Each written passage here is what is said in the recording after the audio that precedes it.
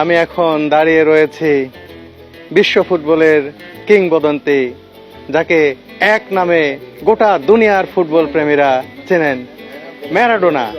ফুটবলের জাদুকর, ফুটবলের ঈশ্বর ম্যারাডোনার শৈশবের বাড়ির সামনে। দেখুন, এটাই সেই বাড়ি যেই বাড়িতে ম্যারাডোনার শৈশব কেটেছে। এই বাড়ির দেয়ালে ম্যারাডোনার ছবি দেখতে পাচ্ছি। সেই বাড়িতে প্রবেশ করছি, ম্যারাডোনার শৈশবের সেই বাড়ি। দেখুন, তার স্মৃতি বিজড়িত বাড়ি, এখানে তার গ্রাফিতি আঁকা রয়েছে। এই যে ম্যারাডোনা, মানে কি এক অদ্ভুত অনুভূতি। মায়ের সাথে আবেগ ঘন মুহূর্তে ম্যারাডোনার একটা মুহূর্ত, সেই মুহূর্তের একটি চিত্র গ্রাফিতি এখানে আঁকিয়ে রাখা হয়েছে। পুরো দেয়াল জুড়েই তার ছবি। আর এই যে দেখতে পাচ্ছেন, এটা হচ্ছে ম্যারাডোনার বাবা। এই যে এই বাড়ির সামনে হাঁটাহাঁটি করছি, আমার মনে হচ্ছে কেন, এটাই তো বাস্তবতা, যে এই মাটিতে এইখানেই ম্যারাডোনা শৈশবে হাঁটাহাঁটি করেছেন, ছোটাছুটি করেছেন, হয়তো ফুটবল নিয়ে এই দিক দিয়ে চলে গেছেন। কত স্মৃতি জড়িয়ে রয়েছে এই ছোট্ট বাড়িটার সঙ্গে। এই বাড়িতে শৈশব কাটানোর পরে ম্যারাডোনার বাবা মা একটা ফ্যামিলিকে এই বাড়িটা দিয়ে যান।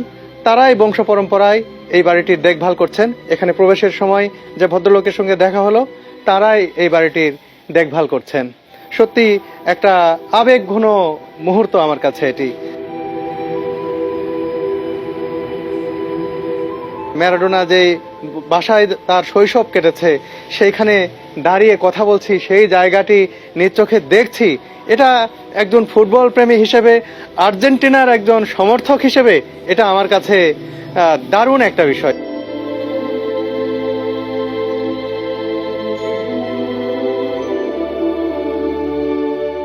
এলাই কেমন লাগছে?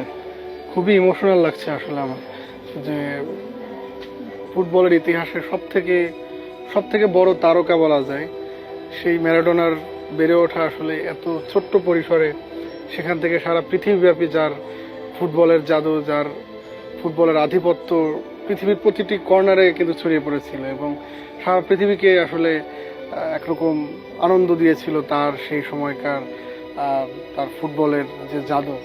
তো সব মিলিয়ে একটা জিনিস আমি ফিল করলাম, যে এত বড় একজন কিংবদন্তির বেড়ে ওঠা আসলে এত ছোট্ট পরিসরে, এটা ভাবতেই কেমন লাগছে। কিন্তু আরেকটা ব্যাপার লক্ষ্য করলাম, যে আসলে এজ এ বাংলাদেশি আমরা মনে হয় এদের থেকে, মানে এই লোকাল যারা আছে ওদের থেকে আমরা ম্যারাডোনাকে মনে হয় বেশি ধারণ করি। একটু ম্যারাডোনার ব্যাপারে আমরা আরো বেশি আবেগী। কারণ এখানে এসে দেখলাম যে এই ব্যাপার, এখানে অনেক বেশি গ্রাফিতি দেখলাম, অনেক চিত্রকর্ম দেখলাম, কিন্তু এই বাড়িটা তাদের সংরক্ষণের পদ্ধতিটাও ঠিক আছে, কিন্তু একজন হঠাৎ করে যদি বুয়েন্স আয়ার্সে আসে, তার জন্য কিন্তু এই জায়গায় খুঁজে পাওয়া বা এখানে আসাটা কিন্তু খুব একটা সহজ নয়। চাইলেই কিন্তু এখানে কেউ আসতে পারবে না। আমাদের হয়তো আনিস ভাইয়ের কারণে খুব ইজিলি আমরা এখানে চলে আসতে পারছি। তো আমার মনে হয় এই ব্যাপারটা আমি ফিল করলাম, যে এই ম্যারাডোনাকে আসলে আমরা মনে হয় আরো বেশি রেসপেক্ট করতাম, আমরা আরো বেশি আবেগী তার ব্যাপারে।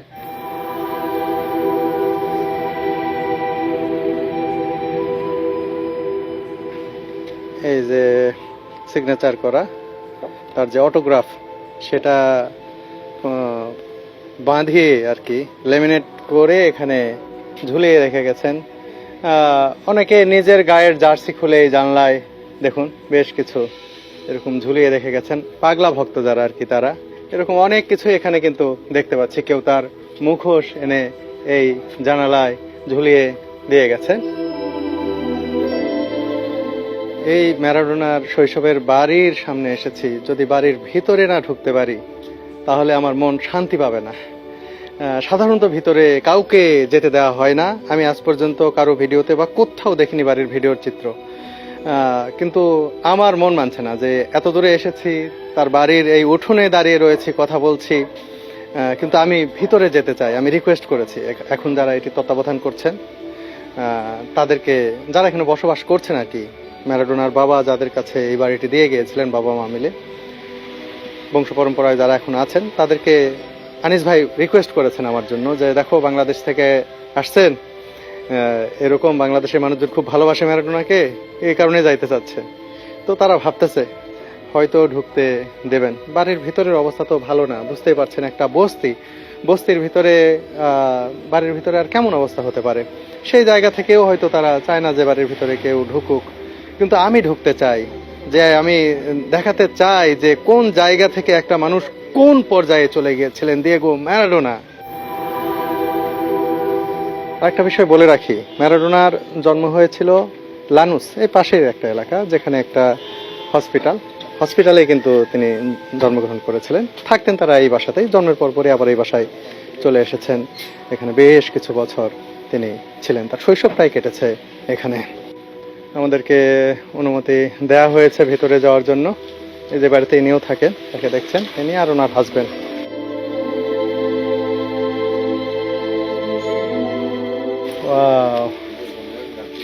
ও, এটা হচ্ছে ড্রয়িং স্পেস। আর এখানে দেখুন ম্যারাডোনার কত সুন্দর সব অনেক ধরনের স্টিকার এখানে লাগিয়ে রাখা হয়েছে বাড়ির ভেতরের এই অংশটিতে। অনেক কিছু এখানে দেখতে পাচ্ছি। এই দেয়ালেও দেখুন ম্যারাডোনা। ছোট্ট একটি বাড়ি, ছোট্ট একটি ড্রয়িং স্পেস, তার শৈশবের স্মৃতি বিজড়িত জায়গা, তাদের বাড়ির ড্রয়িং স্পেস এটি। আর এটা হচ্ছে তাদের bedroom. Is this the bedroom? এই রুমে ম্যারাডোনা থাকতো তার বাবা মার সাথে ছোটবেলায়। দেখুন ছোট্ট একটি রুম, 2টি বেড রয়েছে। খাটটাও দেখুন একেবারে ভেঙে গেছে। সেই সময়ের এই খাট দেখুন কত পুরাতন, দেখেই বোঝা যাচ্ছে এই খাটেই হয়তো ম্যারাডোনা ঘুমিয়েছেন।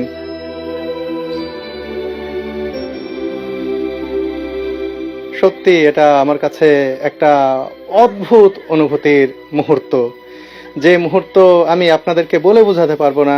ম্যারাডোনার একজন ভক্ত হিসেবে আমার যে কেমন লাগছে, যে এখন যে ঘরের মধ্যে রয়েছে, যে বিছানা দেখছি, এখানে ম্যারাডোনা ঘুমাতেন।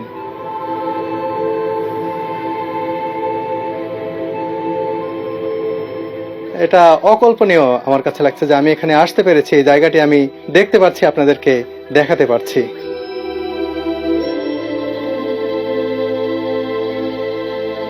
বন্ধুরা বুঝতেই পারছেন এই ঘরটি দেখে, যে ঘরে ম্যারাডোনা ঘুমাতেন, যে তারা কতটা দরিদ্র ছিল। সেই জায়গা থেকে তিনি পরবর্তীতে কোন পর্যায়ে চলে গিয়েছিলেন, বারবারই আমার শুধু সেটি মনে হচ্ছে। দেখি একটু এই সাইডে কি আছে, একটু যদি দেখে। দেখুন তাদের বাড়ির পেছনের সাইড একেবারে জঙ্গলের মতো, অনেক মোরগ দেখতে পাচ্ছি, মুরগি দেখতে পাচ্ছি, আর একবারে জঙ্গলের মতো হয়ে গেছে। এইসব জায়গায়ও বিচরণ ছিল ম্যারাডোনা। নিশ্চয়ই তাদের এই যে বস্তির যে বাড়ির পেছনের অংশ এটি। তারা ভাবছে এই বাড়িতে যারা আছেন যে এখানে কেন এলাম। আসলে প্রত্যেকটি জায়গা, এই প্রতিটি ইঞ্চি প্রত্যেকটি জায়গাতেই যে ম্যারাডোনার পায়ের ছাপ রয়েছে, তার যে পদস্পর্শ রয়েছে, সেটা কে না বুঝতে পারে এখানে এলে। যার শৈশব যখন কেটেছে এসব জায়গায় তো তার বিচরণ ছিলই, সে কারণে ঘুরে ঘুরে দেখছি। আমার কাছে অদ্ভুত লাগছে, আমার কাছে খুবই ভালো লাগছে এই মুহূর্তটা। এখন আমরা চলে যাব। Thank you. তিনি ক্যামেরায় আসতে চান না, ক্যামেরা থেকে বারবারই সরে যাচ্ছিলেন। যাই হোক, আমার দেখা হয়েছে।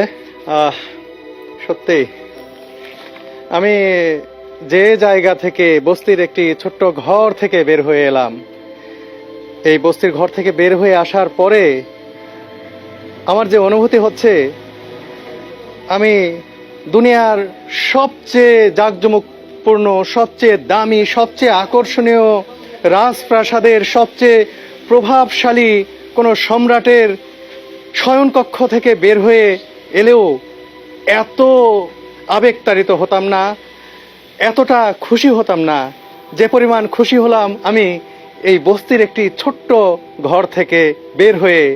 এই ঘরটি তো যেন তেন কারো নয়, এটি ম্যারাডোনার ঘর। ম্যারাডোনা এই ঘরে থেকেছেন, সেই ঘর থেকে আমি বের হয়ে এলাম ম্যারাডোনার কাছে। হয়তো দুনিয়ার প্রভাবশালী অনেক রাজা বাদশাই নস্যি তার যে জনপ্রিয়তা, সেই জনপ্রিয়তার কাছে। আর এই কারণেই আমি এতটা আবেগতাড়িত এখানে এসে, তার এই বাড়ি দেখে, বাড়ির অভ্যন্তরভাগ দেখে, তার বেডরুম দেখে।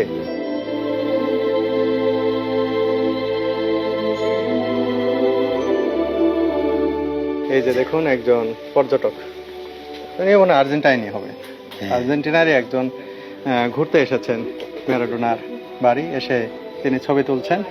আর এই বাড়ির যিনি গৃহকর্ত্রী ছবি তুলে দিচ্ছেন। অবশ্যই এর জন্য তাকে পেমেন্টও হয়তো দিতে হবে। যা হোক, আনিস ভাই, জি, আপনার প্রতি কৃতজ্ঞতা জানানোর কোনো ভাষা নেই, কারণ আপনি না হলে এত সহজে এখানে আসতে পারতাম না, আর এত কিছু এত সহজে বুঝতেও পারতাম না। এই যে দেখুন, বললাম না, ছবি তুলে দিল, এর বিনিময়ে টাকা দেয়া হলো।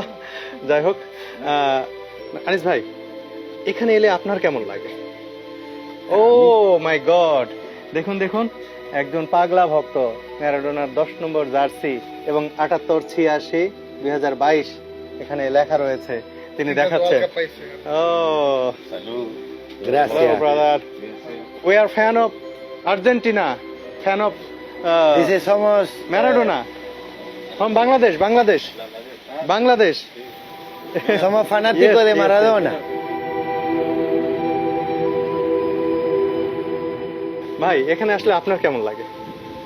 আমি তো আসলে এক লম্বা সময় ধরে আছি এখানে, এটা হচ্ছে বড় ব্যাপার, এটা আপনারা জানেন। তো আমি ফার্স্ট যখন আসছিলাম, আমিও আপনার মতো ইমোশনালি ছিলাম যে ম্যারাডোনার বাসায় যাচ্ছি, ম্যারাডোনার জন্মস্থানে যাচ্ছি, ওটা দেখব।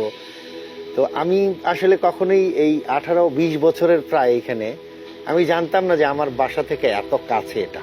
হ্যাঁ, তো ফার্স্ট যখন আসি তখন আমি অনেকটা আবেগপ্লুত ছিলাম। তো অবশ্যই আমাকেও আবেগপ্লুত করে, আপনাদের আবেগ থেকে শুরু করে।